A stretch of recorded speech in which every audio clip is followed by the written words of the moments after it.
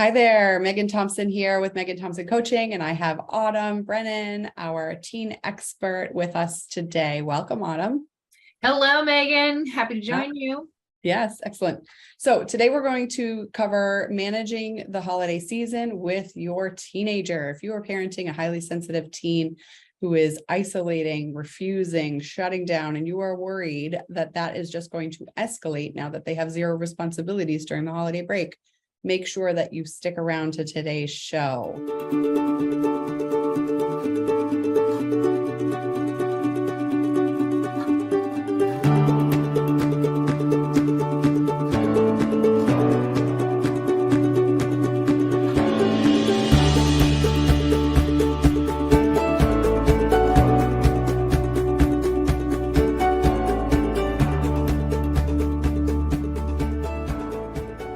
Okay, here at MTC, we help parents of highly sensitive kids and teens eliminate the daily meltdown shutdown cycle in as little as 8 weeks. So for teenagers, we support teens and their parents together in breaking out of this pattern so that teens can start to take responsibility for their actions, for their well-being, for their wellness, and learn how to follow through on parents' expectations. Now, for parents, we help you find effective limit setting, eliminate the lecturing. I almost said reduce.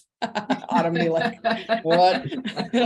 Eliminate the lecturing. We're not reducing. Yes. And support your teen in speaking with them with the same language. As we can all observe in parenting a teenager, it can feel like you are talking to an alien sometimes, and that teenager is still the young child that you raised as for the earlier years, and they are speaking a different language. So we support you in understanding how to do that, how to meet your teen on the same page without coddling, enabling, or forcing their change in behavior. So they start to observe their own internal motivation to feel better. We know here at MTC that nobody was put on this earth to be miserable, and that includes your teenager who seems to present like misery loves company. So let's talk about the holiday season. Here we are in December and observing that break is coming in lickety split. And so Autumn, let's talk about the challenges that parents might be experiencing as their teenager who is isolating and shutting down rolls into having less responsibilities. No need to get up at a certain time, etc. Yeah, less responsibilities, more panic, right? Is really what that translates to. Because on the one hand, I appreciate a lot what you're saying, that like, okay, so they don't have the routine, right? So we might be stopping fighting about you getting up at 5:45 in the morning or 6 a.m., right? However early your teen gets up these days, which some days it's that, right? And so for some people, depending on your school system. And instead, your teen might notice that, oh, I'm going to be able to relax. I'm not going to have to be as stressed out about having to go to school about those expectations. And so in their mind, they may have a very different plan for what this break is going to look like. So it might be to them, we're sleeping until I wake up. For you, it might be you're sleeping until a reasonable hour, right? Yeah. We clean the house so Auntie Susie can come over. Exactly, right? And then you're helping with the things that everybody does in order to make this holiday something that everybody can enjoy. And right, your highly sensitive teen that might be isolating, they might really be dreading this time. Everybody else enjoying it, right? We're going to have family coming over. We're going to be eating a lot of food. We're going to have lots of different smells and movement in the house, and your typical obligations are going to be down. All of that very quickly can turn into, I have to be social. I don't know how to be social. Grandma so-and-so makes a lot of judgments and criticisms, right? And where somebody else might be able to notice, grandma's getting a little bit more vocal. Your highly sensitive teen might really personalize, oh no, grandma hates me, right? And not know how to manage that or how to deal with that as their emotions are starting to rise. And now they have to sit next to each other at a table or make stuffing together, right? Like pluck away at those breadcrumbs. And so you're noticing Next level, right? Sensory issues, all these different smells, all these different voices, different temperatures within the house because people are moving in and out. Just again, lots of movement, all of this away from certainty, all of this away from what makes people feel safe, what makes people feel less anxious, more comfortable, right? Which is a daily routine, even if that routine is hard on a daily basis. Right? And then we have the next challenge, and I kind of touched on it already, that being able to socialize with the other people in your household in a meaningful way, or in a way that they're going to be expecting. So maybe it's not, the meaningful component that we really need to focus on. Got a little fall sniffle going on myself. Maybe it's not, the issue of just coming out of the room because of all of these other areas of uncertainty that I'm talking about. But really, if I go out there, what am I going to be expected to do? Am I going to be able to meet that expectation? So uncertainty around the relationships that they have, and whether or not they're going to be able to fulfill their side of a relationship, right? Being able to engage in that transaction, be able to talk. That's going to lead them further down the shame spiral, right? The self-criticism spiral. That's going to keep them in that bed, right? Keep them isolating. You're going to go in and go, come out of your room. Everybody's here. What are you doing? Right. And for any, average parent, right? That's a completely reasonable question to ask. There's that reasonable word again. Right. And it is something that, of course, you want your family to be able to be together, right? To be able to celebrate a holiday. That's what holidays are. And so it might not occur that there might need to be a different conversation. We might need to have different supports that we put in place in order for your team to really participate in the holidays and to feel more comfortable. Right. Because a lot of what I'm talking about is just the idea that while on the one hand, it seems like being off school, being away from expectation, we can increase comfort. When the reality of that situation is being away from that routine really decreases certainty. And then we throw in a lot of curveballs that maybe your teen isn't expecting, which decreases it even further and creates lots of room for agitation, for conflict. Yeah. Conflict is always a combination of unmet expectations and emotional dysregulation.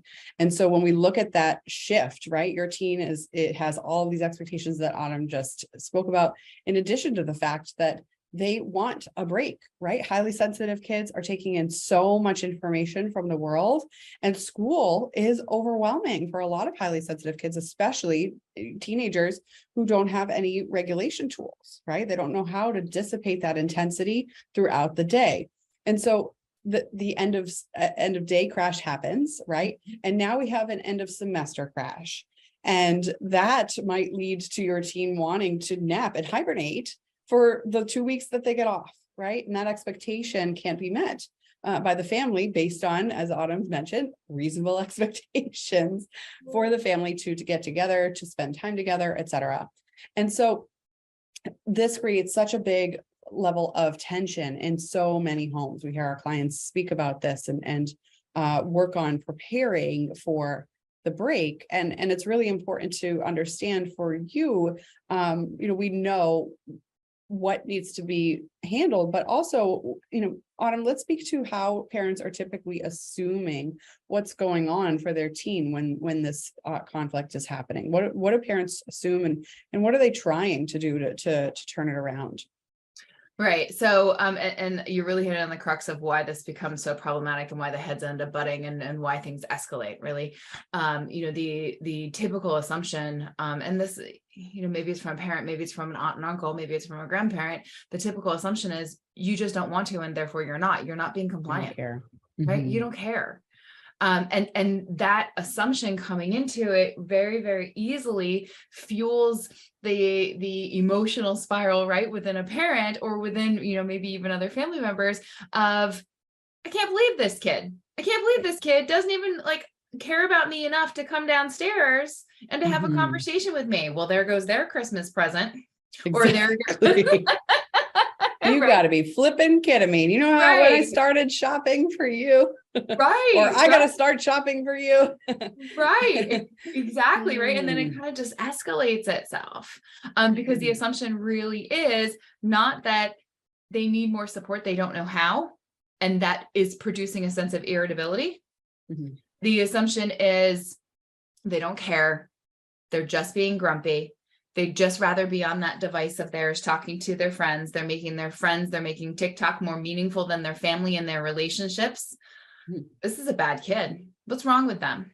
mhm, Right. And so when we approach it from that perspective, of course, that's not really helpful for them, because I'm sitting in the background, I'm going, wait, they need a life preserver. They need a life preserver. Yeah. And in this scenario, it's very, let's just keep the rowboat just a little bit more in front of them, and that'll make them swim faster to catch up. Mhm, mhm, Right. mhm. And what we know is that just leads to more frustration for everyone, Mhm. more resentment for everyone. Right. And when we have emotions like frustration, resentment that just live there in a relationship, that relationship is never going to be able to get to the point where people feel safe, or what we would refer to as a healthy relationship. Yeah, yeah, for sure, for sure. And the biggest challenge that we see many parents have is in noticing all of this dynamic and start to fall into a quid pro quo relationship, right? Especially if you as a parent were raised with external motivation. If you do this, then I give you love. If you do this, then I give you, an allowance. If you do this, then I give you more affection, or observe that you're a motivated child, etc. Those are really, really hard patterns to break, and can be justified by many parents. Well, the real world pays us money for doing a job. And it's also true that a fulfilling job is going to be much more able to support any person in their life to follow through and be consistent. And fulfillment is something that you experience inside you. And so when we think about the difference between external and intrinsic motivation, all of the responsibilities and the expectations and the communication skills that your teen needs to be able to prioritize and develop, it's crunch time, right? They've only got a couple of years till they hit 18. And so this could be really highlighted when responsibilities shift. And the holiday season is a great example of that, because you're expecting your teen to remember how to generalize a skill. And so, Autumn, let's talk about where highly sensitive teens, she's rubbing her hands, she's like, let me at them, where highly sensitive teens fall short in generalizing skills. Why I this love, assumption is so ineffective. Mhm. yeah. And I love this question because, that's the crux of it, right? I get like, I rub my hands together. I get all like giddy about it, because this is where we make our money, parents. This is where we change the relationship, when we start to really recognize, understand a highly sensitive child's ability to generalize versus or compared to a child that might not be highly sensitive. Right. Mhm. A child that is not highly sensitive, it's going to be easier for them to generalize one skill to another, right? They'll be able to, be in one setting and interacting with an adult or with a peer, and then they'll be able to generalize that information to another conversation at a different time. For Mhm. highly sensitive kids, that's a little bit more difficult. They've got a lot more emotion to cope with. Any kind of social interaction is a higher level skill, right? It takes a lot of little skills in order to be able to maintain a relationship or to engage in a transaction with another person. And emotions every step of the way are going to get in the way if Mhm. you're experiencing them more intensely, right? So what that means is that you can't just notice that your teen is able to interact with their peers and then make that mean that they can also come to Thanksgiving dinner, or they can also participate in a holiday celebration in the exact same way, right? Mhm. It's not the exact same to them, Mhm. right? And so where we kind of fall short, or where a lot of different therapies fall short, is that they make that assumption that just Mhm. because I learned to Yep. do it in this one context, that means that I'm going to be able to learn to do it in every context. Yeah. And that's just not the reality. And the emotions that are in each of these contexts are going to be different. right? And so that means that they're really not as similar as people might think that they are. Incredibly important. You just brought up a trigger point. Misinformed therapists will often use what's called in mental health world a strengths-based perspective.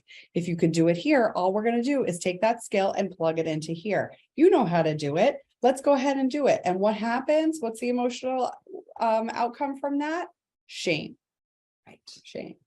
And so when we think about the incredible difference between somebody who's a provider or a coach, in our respect, who understands the difference between a highly sensitive trait and all those little details that Autumn was just talking about, and a professional who is taking the generalist approach. This is what works with most teens. So I'm just going to put your teen in that category, work with them for 6-12 months, and then maybe I'll come to the conclusion that my general success rate is actually not applicable, right? And then start to dive into, oh, maybe this kid just doesn't want to feel better. Wait a minute, what happened to our original assumption that nobody was put on this earth to be miserable, including your teen, right? So that goes out the window. They're not motivated. They're not following through. They just don't want to change, right? Bollocks, and baloney. Yeah, absolutely. That's really what it boils down to, is that whole thought process. Baloney. And so in that experience, what happens for the teenager, right? That shame response. We want to speak about some of the statistics that we're noticing over the last decade plus for highly sensitive teens, for teens in general. Many parents will start to think, well, we know more about mental health. So teens are more equipped at this point to learn. Schools are starting to teach emotion regulation skills. Schools are starting to understand a little bit about how emotions impact availability for learning. I'm having conversations about feelings in my household. And yet the statistics are speaking another story. So let's relate this experience to typical teens and how they're taking in this information, this invalidation, and how that is playing out in real life stats, Autumn.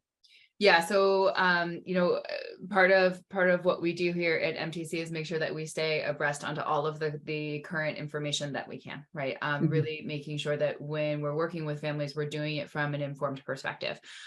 We don't come in and just kind of anecdotally notice, oh, we think that this is a good idea. No, we really strive to make sure that we're using all of the information that we have, not just from our personal experience, but also from current research census data, including suicide rates. And so what we know, right, part of what it was is informing our practice and helping us to really feel motivated to get this message out there and to get as many parents and families in to see us and to work with us as possible. Right now, we know that since 2020, there has been a 28% increase in suicidality or suicide rates for males 10 through 19 years old. More crazy, there has been a 114% increase in suicide completion for teenage girls ages 10 through 19 since 2020. That is an astronomical number, right? And at the end of the day, really what that information is telling us is that what's happening in schools is not enough. Right? What is happening in parents sharing information that they have learned over time, and probably because they didn't get it from their own household, right? I think, Megan, you and I very much can speak to this. We had great parents, and it's also true that they weren't taught to teach us the pieces of emotion regulation that we really need. Right. And I think that's true for people that are parenting, right, as part of our generation, is we just don't know the skills to teach our kids. You have to go out and you've got to get that information in order to make sure that especially your highly sensitive child who needs parenting that is even more specialized when it comes to emotional regulation skills, that you've really got to seek out as a parent, how to get those skills, right? And then to put your teen into a place where they're able to work with someone that understands their unique needs, to make sure that they can experience shame they can experience criticism in a relationship, but they don't then become part of this 114% increase in suicide statistics, right? We want teens that are able to tolerate emotion, that are able to feel competent, that they're able to feel capable of interacting with someone, even if that interaction doesn't go the way that they had planned, right? I think this is incredibly important because when we look at this new research just published by the CDC, the important components, a parent might wonder and fall into the perpetual uniqueness of this, which is a symptom of this shutdown meltdown cycle. You know, it's not my kid, or my circumstance is different, right? We have to look at the stats and understanding that 1 out of every 5 people in the world is highly sensitive. That means that 20% of the population is highly sensitive. That means that you or a family member is likely highly sensitive. And it might be that several of you are highly sensitive in the family. And this is critical information to understand. This is not new information. This information, you know, the stats have been studied since the 1990s, particularly with the name of the highly sensitive personality trait. And it's also true that in mental health, in studying chronic suicidality, chronic self-harm, and other risky behaviors, the highly sensitive trait was studied. It just wasn't named. Elaine Aron named it in the 1990s, but in the 1960s is when Marsha Linehan started her research plans and understanding more about the personality of sensitive people who then develop into these chronic suicidal and self-harmful behaviors and risky behaviors, who were much less likely to be successful in the modern or typical mental health patterns. And that's where she developed her treatment model called DBT. And so that treatment model has been around for years and years and years and years. And so this is not new information that we're plugging in from the pandemic. Okay. And this is critically important. When we look at the rise from 2001 all the way through 2020, self-harm rates for teens have considerably increased as well. And so I want to just make sure I'm on the right page for the stats here. 181% for suicide rates, I meant to say. For self-harm. Sorry. This is for self-harm. You got that. Okay. These are self-harm rates. We've seen a jump from 2001 to 2020, 181% in self-harm rates for children, because they're still children, right? Ages 10 through 19.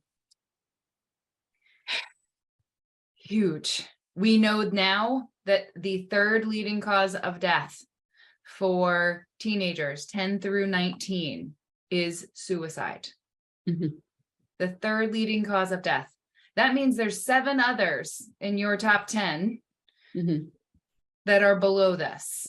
COVID-19 being one of them. Right? And there's a pretty significant jump, right, when we look at fourth leading cause and third leading cause, that suicide number. Number 1 is accidental. Teenagers being impulsive, and there is room to suggest that those may also have a lot to do with emotion regulation. Right. And if you're thinking substance use, right, numbers would fall into that category as well. Overdose, again, issues associated with dysregulation. We certainly, we hope that teens are going to be able to jump into a program such as ours, where they're able to learn emotion regulation skills that keep them from engaging in substance use, and that they certainly don't go down that abuse hole. And it does come down to, are they learning the skills that they need, not just for the holiday dinner or, engaging in a holiday situation, but to keep themselves safe. And this isn't just a hope, right, Autumn? I mean, you got to give yourself credit.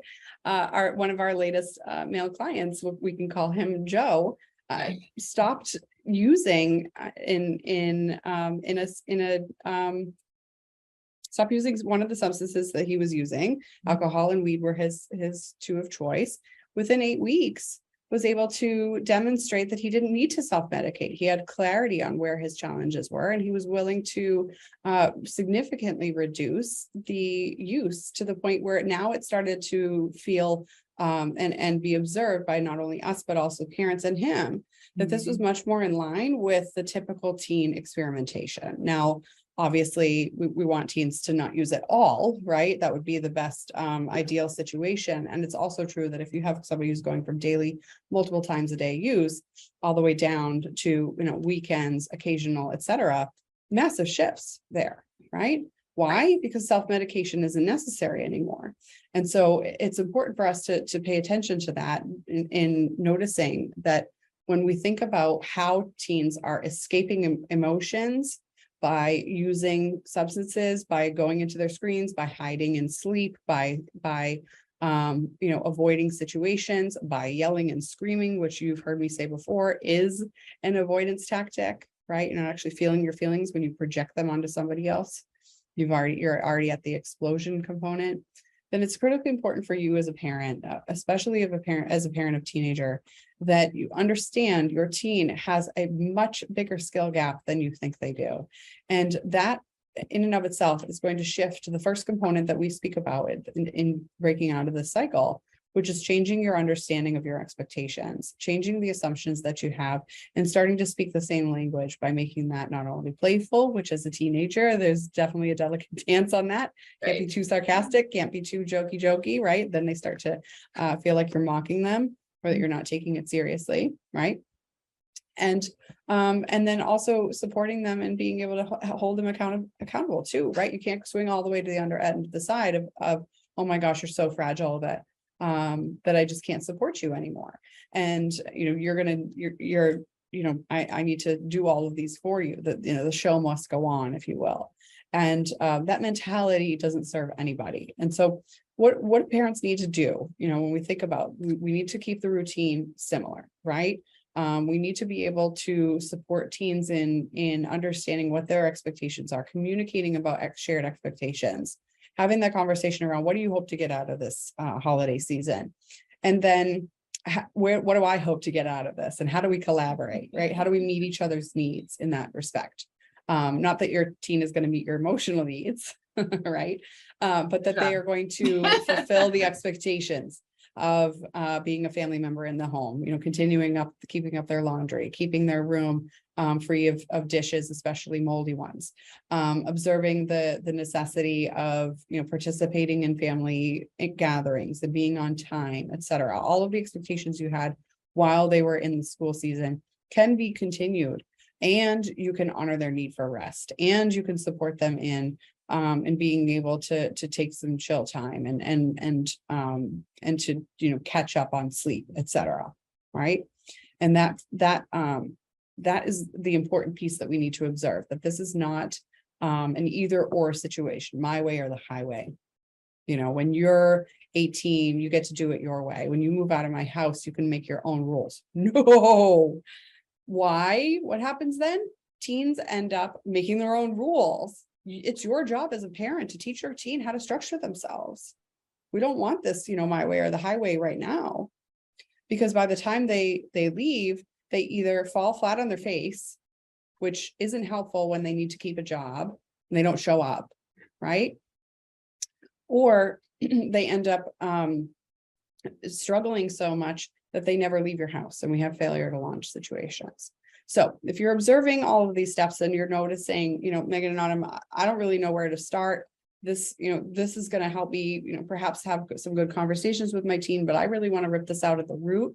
Then we encourage you to book a call with our team. Go ahead over to meganthompsoncoaching.com/teen talk. That's meganthompsoncoaching.com/teen talk.